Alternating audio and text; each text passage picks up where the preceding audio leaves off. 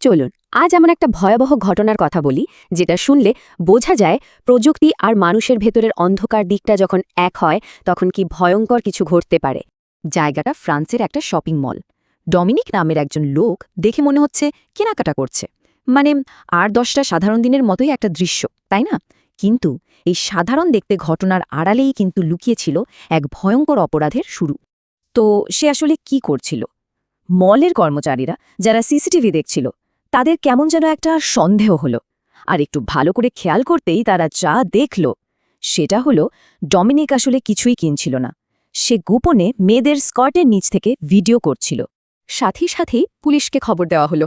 Police এসে ভাবল এটা তো একটা মামুলি ঘটনা, একটা ছোটখাটো অপরাধ, কিন্তু তারা ঘুণাক্ষরেও টের পায়নি যে এই একটা মামুলি গ্রেফতারের সূত্র ধরেই এমন এক অকল্পনীয় নারকীয় এক অপরাধের জট খুলতে শুরু করবে। এই ঘটনার তদন্ত শুরু হলো, কিন্তু একজন পুলিশ অফিসারের মনে কেন জানি একটা খটকা লেগেই ছিল। তার মনে হচ্ছিল ব্যাপারটা যতটা সহজ মনে হচ্ছে ততটা সহজ নয়। আর এই সন্দেহের বশেই পুলিশ সোজা চলে গেল ডমিনিকের বাড়িতে। আর সেখানে গিয়ে তারা যা দেখল সেটা ছিল আক্ষরিক অর্থেই কল্পনার বাইরে। তো পুলিশ যখন ওর বাড়িতে তল্লাশি চালাচ্ছিল তাদের ধারণা ছিল বড়জোর ওর ফোন বা কম্পিউটারে আরও কিছু আপত্তিকর ছবি পাওয়া যাবে। আর এদিকে ওর স্ত্রী জিসেল, তিনি তো এসব দেখে একেবারে হতভম্ব। বাড়িতে হঠাৎ পুলিশ কেন, কি হয়েছে? তার স্বামীর এই অন্ধকার জগৎ সম্পর্কে তার বিন্দুমাত্র কোনো ধারণাই ছিল না। আর এরপর তার ল্যাপটপ খুলে পুলিশ যা দেখল সেটা একটা দুঃস্বপ্নের চেয়ে কম কিছু ছিল না। এখানেই তদন্তের মোড়টা পুরোপুরি ঘুরে গেল। পুলিশ দেখল ল্যাপটপে তার নিজের স্ত্রী জিসেলের ভিডিও, আর সেই ভিডিওতে যাচ্ছিল তা মুখে বলার মতো না। দেখা যাচ্ছিল ডমিনিক নিজেই তার স্ত্রীকে মাদক দিয়ে অজ্ঞান করে দিচ্ছে, আর তারপর অন্য পুরুষদের ডেকে এনে তাকে ধর্ষণ করাচ্ছে। শুধু তাই না, পুরো ঘটনাটা সে নিজে দাঁড়িয়ে থেকে ভিডিও করছে। এই ভিডিওগুলো দেখার পর যেন সব পাজলের টুকরো এক জায়গায় মিলে গেল। জিসেল প্রায়ই ঘুম থেকে উঠে দেখতেন তার শরীরে কালশিটে দাগ, প্রচণ্ড ব্যথা। তার প্রায় মনে হতো তাকে কেউ জোর করে কিছু খাইয়ে দিয়েছে বা মাদক দিয়েছে। অনেক সময় আগের রাতের কিছুই তার মনে থাকত না। আর তার স্বামী ডমিনিক এসব শুনে সবসময় উড়িয়ে দিত। এই ডিজিটাল প্রমাণগুলো পাওয়ার পর জেসেলের এই সব ভয়ঙ্কর অভিজ্ঞতার পেছনের আসল কারণটা শেষ পর্যন্ত সামনে এলো। এরপর শুরু হলো জেরা, আর পুলিশের জেরার মুখে ডমিনিক একদম ভেঙে পড়ল। সে তার গত 9 বছরের সমস্ত কুকীর্তির কথা স্বীকার করে নিল। আর তার স্বীকারোক্তি থেকে যা বেরিয়ে এলো তা ছিল এক ভয়ঙ্কর অনলাইন একাডেমি আর একটা সংগঠিত ডিজিটাল ক্রাইম নেটওয়ার্কের কথা।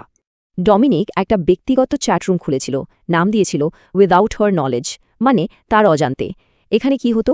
এখানে তার মতো পুরুষরা নিজেদের সঙ্গীদের সম্মতি ছাড়াই তাদের অগোচরে কিভাবে যৌন নির্যাতন করা যায় সেই সব নিয়ে আলোচনা করত, আইডিয়া শেয়ার করত। ডমিনিকের ভাষ্যমতে সে নাকি তার যৌন জীবনে একঘেয়েমি বোধ করছিল, তাই জীবনকে আরও মজাদার করার জন্য সেই কাণ্ডটা শুরু করে। আর এই নির্যাতনের মাত্রাটা সময়ের সাথে সাথে বাড়তেই থাকে। প্রথমে ছিল আইচেকের মতো বিকৃত কাজ, মানে অচেতন সঙ্গীর চোখের পাতা টেনে ধরা।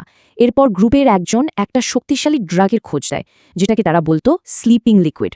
এটা দিয়ে ভিকটিমকে পুরোপুরি অচেতন করে ফেলা হতো যাতে তার কিছুই মনে না থাকে। আর তারপর শুরু হয় চরম সহিংসতা, মারধর, চাবুক মারা, আরও নানা ধরনের পাশবিক অত্যাচার। এই অনলাইন গ্রুপটা আসলে একে অপরকে উস্কানি দিয়ে তাদের বিকৃতিকে আরও ভয়ঙ্কর পর্যায়ে নিয়ে গিয়েছিল। কিন্তু ডমিনিক এখানেই থেমে থাকেনি। সে ব্যাপারটাকে আরও এক ধাপ এগিয়ে নিয়ে গেল। সে তৈরি করল রেপ একাডেমি। হ্যাঁ, ঠিকই শুনছেন, সে এই বিকৃত মানসিকতাটাকে একটা আস্ত ব্যবসায় পরিণত করে ফেলেছিল।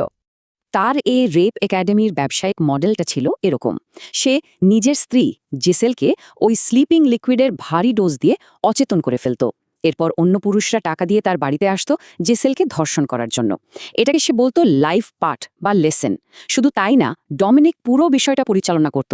সে তাদের নির্দেশনা দিত কিভাবে আরও অত্যাচার করা যায়, তার পরামর্শ দিত। সোজা কথায় সে তাদের শেখাতো কিভাবে ধরা না পড়ে ধর্ষণ করা যায়। আর সবশেষে এই পুরো নির্যাতনের ঘটনা সে ভিডিও করত, আর সেই ভিডিওগুলো অনলাইনে বিক্রি করত, প্রতিটি $20। ভাবা যায় এই সন্ত্রাস চলেছিল টানা 9 বছর ধরে। আর এই অপরাধের মাত্রাটা যে ঠিক কতটা ভয়ঙ্কর ছিল সেটা এর সাথে জড়িত সংখ্যাগুলো শুনলেই বোঝা যাবে। কিছু সংখ্যা শুনলে হয়তো বিশ্বাসই হবে না। 70, এই সংখ্যাটা কি জানেন? এটা হলো সেই সব ছাত্রদের সংখ্যা যাদেরকে ডমিনিক তার নিজের স্ত্রীকে ব্যবহার করে ধর্ষণ করা শিখিয়েছিল। 200রও বেশি। গত 9 বছরে জিসেলকে তার নিজের বাড়িতেই অচেনা পুরুষদের দিয়ে 200 বারেরও বেশি ধর্ষণ করানো হয়েছিল। আর এটা তো অবিশ্বাস্য। 8,20,00,000 তার ওপর হওয়া এই নারকীয় অত্যাচারের ভিডিওগুলো অনলাইনে এতবার প্রায় 8,20,00,000 বার কেনা এবং দেখা হয়েছিল। অবশেষে ন্যায় বিচারের পালা আসে। 2024 সালে ফ্রান্সের একটা আদালত ডমিনিক পিকে 20 বছরের কারাদণ্ড দেয়, আর তার সাথে জড়িত 50 জন সহযোগীকে দেওয়া হয় 8 বছরের জেল। কিন্তু প্রশ্নটা হলো, ন্যায় বিচার কি আসলেই হয়েছে? কারণ আসল সত্যিটা হলো, এই নেটওয়ার্কটা এখনও টিকে আছে। চক্রের মূল হোতাকে জেলে ভরা গেছে ঠিকই, কিন্তু হুমকিটা একটুও কমেনি। তাহলে কেন এই নির্যাতন থামছে না? কারণ প্রথমত, ডোমিনিকের সেই 70 জন ছাত্র এখনও বাইরে ঘুরে বেড়াচ্ছে। দ্বিতীয়ত, এই নেটওয়ার্ক এখন টেলিগ্রামের মতো এনক্রিপ্টেড প্ল্যাটফর্মে চলে গেছে, যেখানে তাদের ট্র্যাক করা প্রায় অসম্ভব। তৃতীয়ত, সব লেনদেন হয় ক্রিপ্টোকারেন্সির মাধ্যমে, যার উৎস খুঁজে বের করা যায় না।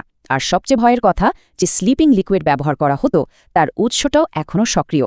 মানে ডোমিনিকের তৈরি করা এই পুরো সিস্টেমটা এখনও চলছে। আর যারা এর শিকার হয়েছেন, তাদের জীবনের কথা ভাবুন। একজন ভুক্তভোগী বলেছেন, আমি এখন মানুষকে ভয় পাই। আমার স্বামীর ছবি দেখলেও ভয় লাগে। রাত নামলেই ভয় পাই। আমার শুধু মরে যেতে ইচ্ছে করে। এই কথাগুলো শুনলেই বোঝা যায় তাদের জন্য এই দুঃস্বপ্নটা আসলে কোনোদিনও শেষ হওয়ার নয়। আরেকজন ভুক্তভোগীর কথা, তিনি বলেছেন, আমি এখন নিজেকে ঘৃণা করি। আমার মনে হয় আমি যেন শুধু একটা মাংসপিণ্ড, যাকে ইচ্ছে মতো ধর্ষণ আর নির্যাতন করা যায়। এই নির্যাতন শুধু তাদের শরীরকে নয়, তাদের আত্মবিশ্বাস, তাদের আত্মপরিচয় সবকিছুকে একেবারে ধ্বংস করে দিয়েছে।